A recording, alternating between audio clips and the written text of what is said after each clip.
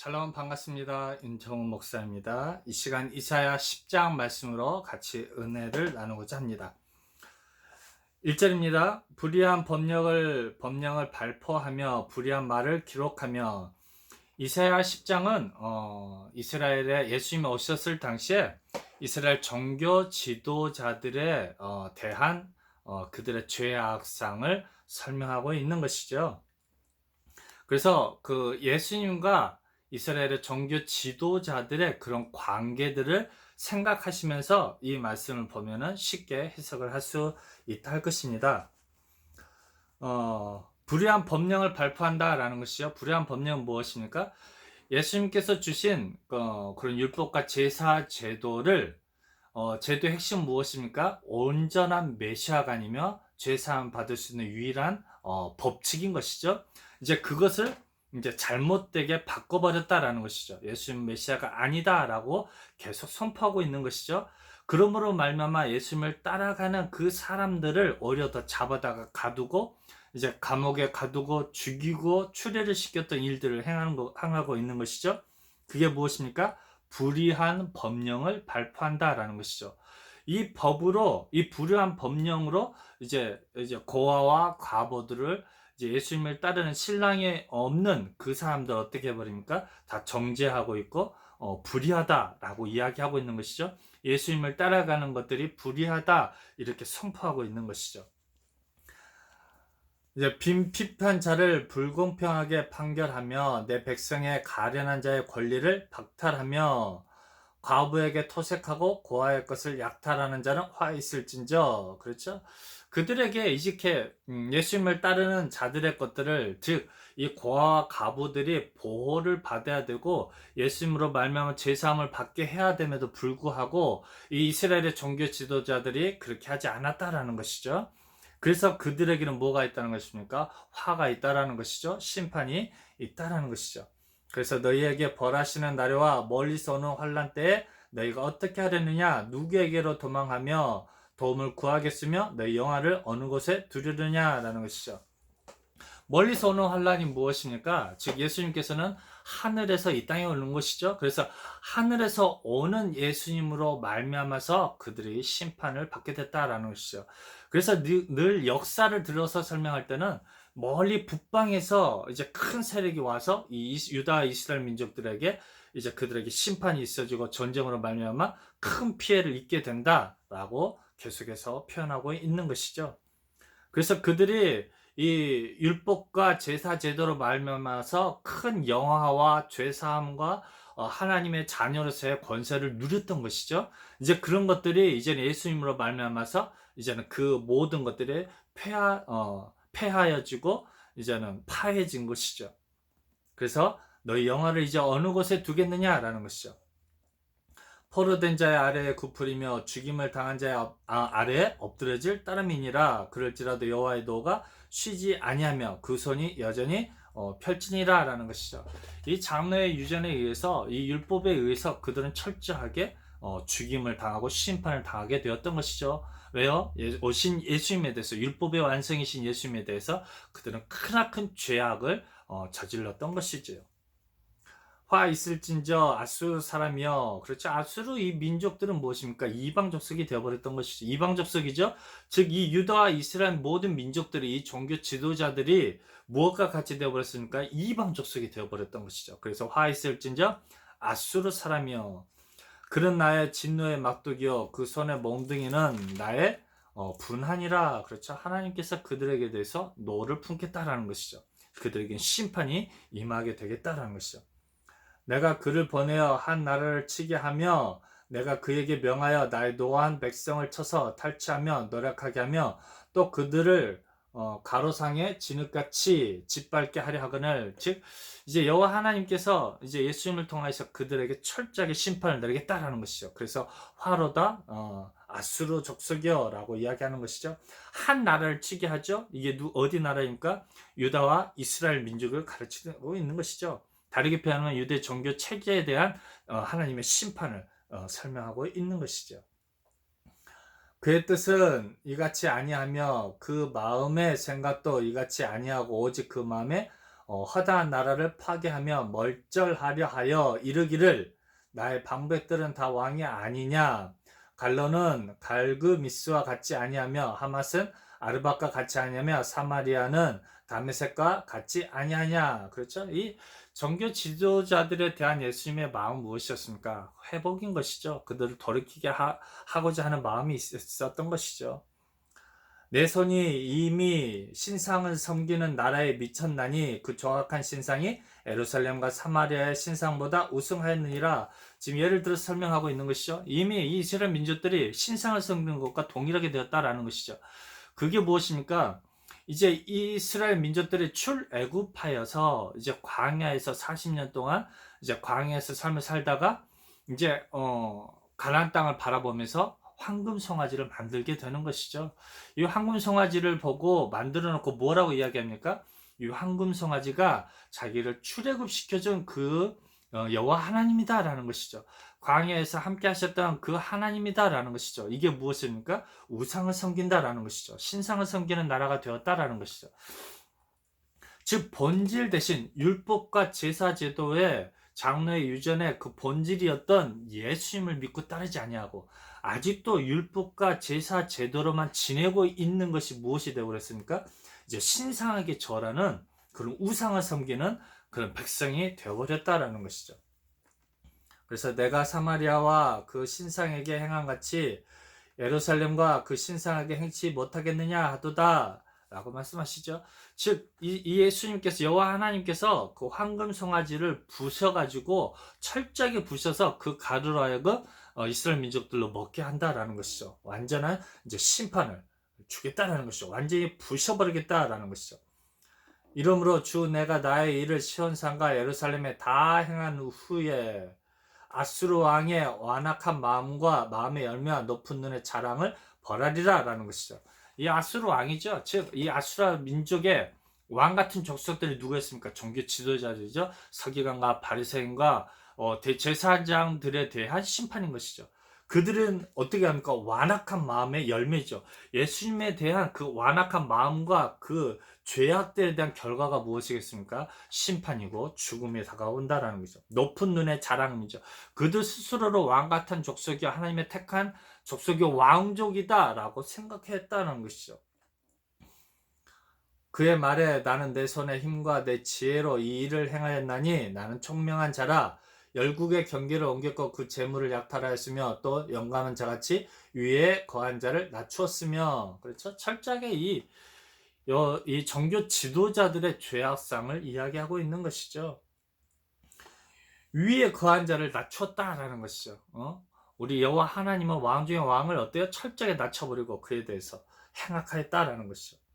근데 그것을 뭐로 표현합니까? 스스로는 지혜 있는 자다, 총명한 자다라는 것이죠.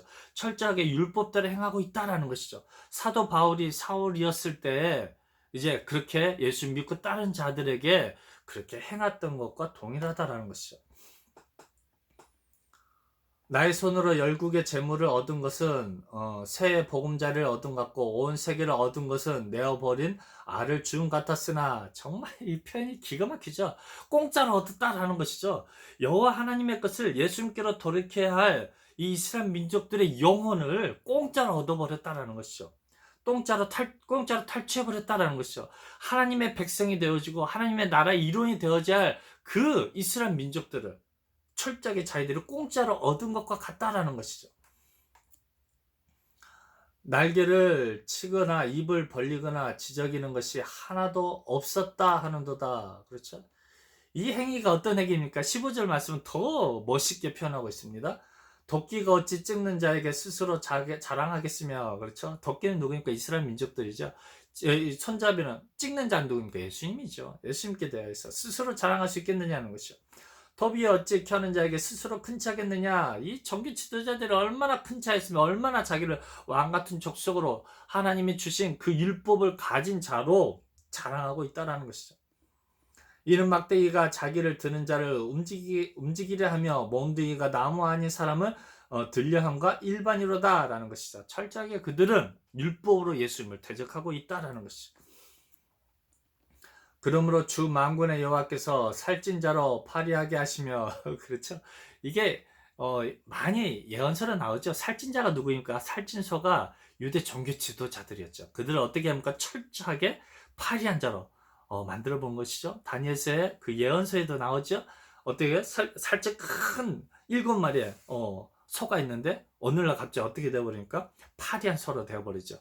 종교 지도자들의 멸망을 예언하고 있는 것이죠. 그래서 다니엘서도 예언서고 이사야서도 예언서가 되는 것이죠.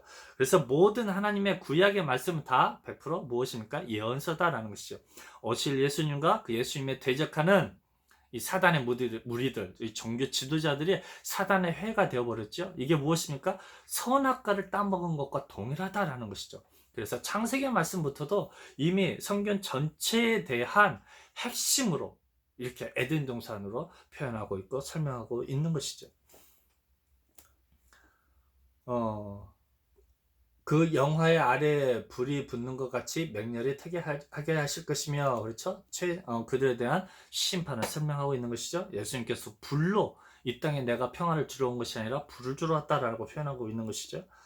이스라엘의 빛은 불이요 그 거룩한 자는 불꽃이라. 하루 사이에 그의 형국과 진료가 소멸되며, 그렇죠? 그의 형국과 진료가 무엇입니까? 예수를 믿지 않는 그런 행위인 것이죠. 종교 행위인 것이죠. 이제 아름다운 포도나무에 열매가 맺어야 되는데 그 신앙의 열매에 무엇이 생겨버렸습니까? 진료와 형국이 생긴 것이죠. 예수님에 대한 악한 생각과 악한 행위가 진료와 형국으로 표현하고 있는 것이죠. 그 살림과 기름진 밭의 영광이 전부 소멸되리니 병인이 점점 쇠약하여 감 같을 것이라. 그렇죠? 그의 그 소유, 그의 신앙의 행위가 이제 기름진 밭의 영광이 이제 그들의 그 율법과 제사 제도의 그 행위에 대한 열매가 이제 전부 소멸되어진다라는 것이죠. 이제 열매를 얻을 수가 없다라는 것이죠. 그들이 하나님을 찾고 찾으나 찾을 수가 없게 된다라는 것이죠. 그래서 그들의 병이 갈수록 쇠약해지고 이제 그 후에는 죽음이 그들에게 임하게 된다라는 것이죠. 그 살림에 남은 나무의 수가 희소하여 아이라도 능히 계산할 수 있으리라. 그렇죠? 이제 그들의 그 율법과 제사 제도로는 죄사함을 받을 수가 없다라는 것이죠. 이제 그것으로는 이제 믿는 자들이 갈수록 적어진다라는 것이죠. 그래서 예수님이 오실 당시에도 그 율법과 제사 제도로 말미암아서 예수님을 따른 사람 극히 소수였죠. 안나와 시므온이 있었고 예수님의 12 제자들, 기껏해야 70의 문도와 이제 예수님을 따르는 그 여인들이 그 소수가 남았다라는 것이죠. 그 유대 종교 지도에서 예수님을 믿고 따르는 것이 그만큼 어렵다라는 것이죠. 20절입니다. 이제 남은 자만 돌아오게 된다라는 것. 그날이 언제입니까? 예수님이 십자가 지신 이후에, 이제 성령으로 오신 이후에 어떻게 됩니까? 그날에 이스라엘의 남은 자와 야곱 족속에 피난한 자들이 다시는 자기를 친자를 의뢰치 아니하고, 그렇죠? 이 종교 지도자들의 그 가르침, 거짓 교사의 그 가르침을 이제 따르지 않는다라는 것이죠. 잘못된 그 메시아관을 따르지 않겠다라는 것이죠. 자기를 친자를 의뢰치 아니하고 이스라엘의 거룩하신 자 여호와를 진실히 의뢰하리니 철저하게 예수님만 믿고 따르겠다라는 것이죠. 남은 자 곧 야곱의 남은 자가 능하신 하나님께로 돌아올 것이라. 이스라엘이여 내 백성이 바다의 모래 같을지라도 남은 자만 돌아오리니 넘치는 공의로 회멸이 작정되었습니다. 이미 예전부터 그게 작정되어졌고 예언되어졌다라는 것이죠. 이미 작정되었은즉 주 만군의 여호와께서 온 세계 중에 끝까지 행하시리로다. 그렇죠. 하나님의 그 역사에, 근데 결국 하나님의 역사는 무엇입니까? 그들로 하여금 돌이키게 하는 것이고 보수하게 하는 것이고 그들을 회복하게 한다라는 것이죠. 이 말씀을 우리가 읽으면서 느끼는 것이 무엇입니까? 그만큼 사단의 역사가 우리 하나님의 역사를 대적할 만큼 강하고 능하다라는 것이죠. 왜 우리 하나님께서는 그런 것을 이미 회복하시고 왜 그들에게 이미 돌이키게 하지 않았습니까? 라고 이야기하고 있죠. 하지만 사람의 마음과 그 욕심이 이제 그만큼 하나님의 법에서 멀어지고자 하는 마음이 있다라는 것이죠. 사람의 생각은 처음부터 하나님의 생각과 원수되어졌다라는 의미가 무엇입니까? 그만큼 사단의 힘과 역사와 그 권능이 사제의 울부짖음 같고 그만큼 그 선악과의 그 열매처럼 이 사단의 그 거짓된 가르침이 지혜스럽고 먹음직스럽고 하나님과 동등되어질 것처럼 그만큼 위대하여 보이고 아름다워 보이고 능력 있어 보인다라는 것이죠. 그래서 허다한 무리들이 그 사단의 유혹에 빠질 수밖에 없다라는 것이죠. 하나님의 능력이 그만큼 강하고 능력이 있는 것처럼 이 사단을 미혹해 하는 그 힘과 그 능력과 권능이 하나님이 처음에 창조하신 아담과 하와까지도 미혹할 만큼 능력 있고 힘이 있다라는 것들을 우리는 반드시 기억해야 할 것입니다. 하나님의 말씀은 하나님을 따른다라는 것이 그만큼 쉽지 않다라는 것이죠. 단단한 음식을 먹는다라는 것이 무엇입니까? 이 땅에서의 삶이 비록 힘들고 어렵다 할지라도 정말 우리 하나님께서 우리에게 주시는 그 양식이 영이요 생명의 말씀으로 이 땅에 지워지는 그런 축복의 말씀이 아니다 할지라도 따르겠다라는 것이죠. 비록 십자가의 길을 걷고 그 좁은 길이 온전한 참된 길이다라는 것이죠. 그것만이 유일한 참 소망의 길이다라는 것이죠. 이게 무엇입니까? 단단한 음식인 것이죠. 이 어린아이에게 주는 죽과 같은 것이 무엇입니까? 이제 예수 믿고 따르면 현실의 축복도 준다라는 것이죠. 그런 신앙은 자라날 수가 없다라는 것이죠. 그런 신앙은 오히려 더 우리를 사망으로 이끌어간다라는 것이죠. 우리가 이제는 단단한 음식도 먹어야 된다라는 거 무엇입니까? 우리 주님 믿고 따르면 그 따른다는 것은 그만큼 십자가의 길을 기다리고 환란이 기다리고 그만큼 우리 주님께서 우리에게 주시는 것은 육의 축복이 아니라 영의 축복이다라는 것이죠. 이것이 바로 무엇입니까? 단단한 음식을 먹는다라고 표현할 수 있을 것입니다. 24절에 주 만군의 여호와께서 가라사대 시온에 거한 나의 백성들아 아수르 사람이 애굽을 본받아 막대기로 너를 때리며 몽둥이를 들어 너를 칠지라도 그를 두려워하지 말라라는 것이죠. 거짓 교세 그 잘못된 그 메시아간에 두려워하지 말라라는 것이죠. 이스라엘 민족들아 이 종교 지도자 서기관과 바리새인과 대제사장들의 그 가르침에 환란에 두려워하지 말라라는 것이죠. 이제 예수님께서 부활하시면서 성령의 역사하실 때 너희들을 감옥에 가두고 죽이고 핍박하고 40에 하나 감한 매를 떨지라도 너희는 두려워하지 말라라는 것이죠. 내가 불구에 내게는 분을 그치고 노를 옮겨 그들을 멸하리라 하시도다. 그들에게는 영원한 심판이 있겠다라는 것이죠. 비록 그들이 현실 세계는 흥황되어지고 잘 되어지는 것 같이 보이지만 그들의 죽음 이후에는 그들의 심판이 죽음이 그들을 기다리고 있다라는 것이죠. 그래서 광야의 40년 동안 삶이 너희들 비록 힘들고 어려운 그런 십자가의 길, 고난의 길을 걸어가고 있지만 너희들은 하늘의 소망을 두고 능히 이기며 우리 주님께서 주시는 성령 하나님께서 주시는 그 독수리의 날개치면 날아가는 그 힘과 능력을 얻어서 너희는 능히 감당하라라는 것이죠. 그래서 인내의 결과가 우리에게 영원한 생명을 주신다라고 서신서에서 설명하고 있는 것이죠.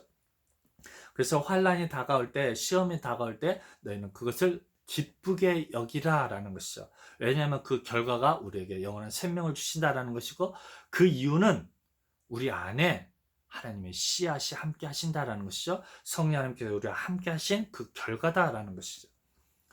26절이요.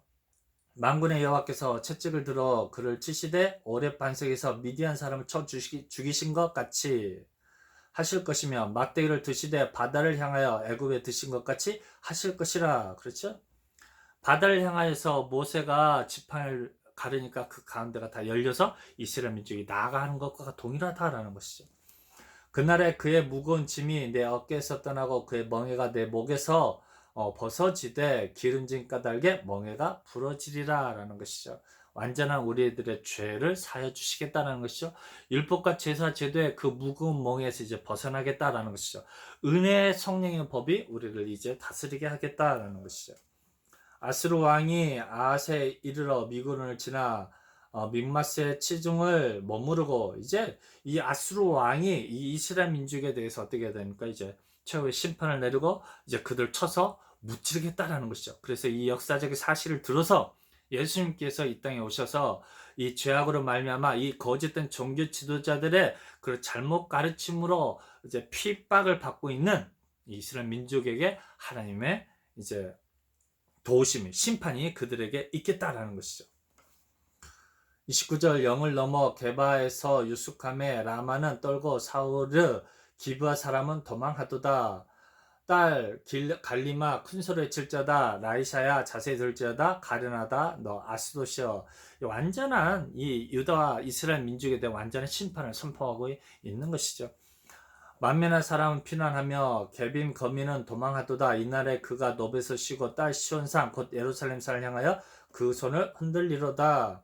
주 만군의 여호와께서 혁혁한 이력으로 그 가지를 꺾으시리니 그 장대한 자가 찍힐 것이요 높은 자가 낮아질 것이며, 예수님께서 이 땅에 오심으로 말미암아서 이 장대한 자고 그 가지를 꺾어 버린다라는 것이죠. 이 종교 지도자를 대제사장들의 그 무리들을 어떻게 해버린다고요? 찍어버린다라는 것이죠. 그들에게 완전한 심판이 이르겠도다라는 것이죠. 철로 그 빽빽한 살림을 베시리니 레바논이 권능 있는 자에게 잡벌을 당하리라 라는 것이죠. 그래, 빽빽한 살림을 그들 철저한 이 종교 제도가 어떻게 보면 견고하였고 흔들리지 않는 하나님이 주신, 정말 하나님이 선으로 써주신 그 율법이다라는 것이죠. 그 종교 체계 제도로 말미암아서 얼마나 많은 권위와 권세를 누렸습니까? 근데 이제 그 율법의 완성이신 예수님을 바라보지 못함으로 말미암아서 그들 빽빽한 살림이었던 이 종교 제도가 한순간에, 죄사함 받는 방식이 한순간에 무너져 버렸다라는 것이죠. 철저하게 그들이 예수님의 대적함으로 말미암아서 그들에게는 최후의 심판이 이르겠다라는 것이죠. 이 시대도 동일하죠. 이 시대는 성령의 법이 우리를 이끌어가고 계시는 것이죠.